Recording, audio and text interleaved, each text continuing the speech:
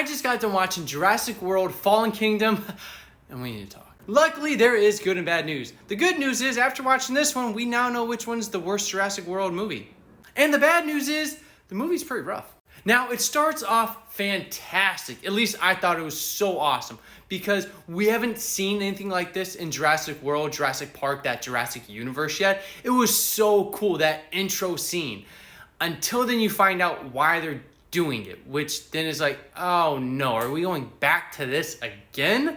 And I say go back to it again because we don't need to be experimenting, creating new dinosaurs out of thin air that didn't even exist. Like, it's Jurassic World, right? It's things from the Jurassic period. You've already learned how to make the dinosaurs. Let's stick with that. There's so many out there that you could make that can be scary or give new stories and everything. And I say overall story because I don't even know what the plot of this is, to be honest. It was very hard to keep up. There's so many subplots, and the worst thing is some of them were awesome. And if they would just stuck with that were simple ideas, it could have been so cool. But no, they got all slap happy with the idea of creating new dinosaurs with their DNA, mixing and matching, just throwing everything in the pot like you're making some kind of gumbo or stew mix. By the end of it, you don't even know what it is, and it's just mush. But let's talk about some of the great things in the movie. I mean, you get to see so many new dinosaurs, which are so cool in their habitat. You get to really be immersed in that Jurassic World. And I wish they just would have stayed there. Some scenes you even get some of that scary, you could say horror, thriller, whatever you want, suspense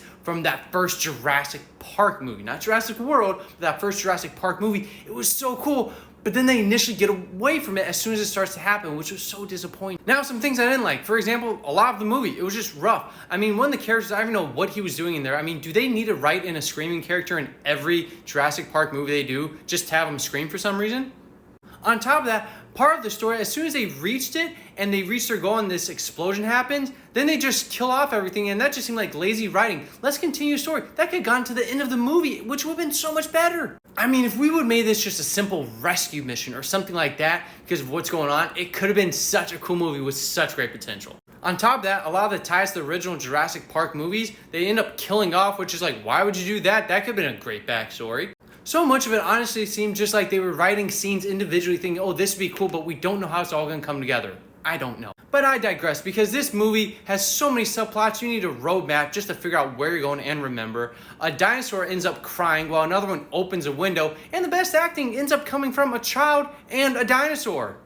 Honestly, with that being said, this movie is really for anyone, because anytime it starts to get scary, they yank that away from you real quick. So really, any good movie night, but I wouldn't even say a good movie night. If you just want to pass the time or keep up with the Jurassic World, you could watch it. It's definitely not my top list. What did you think, though?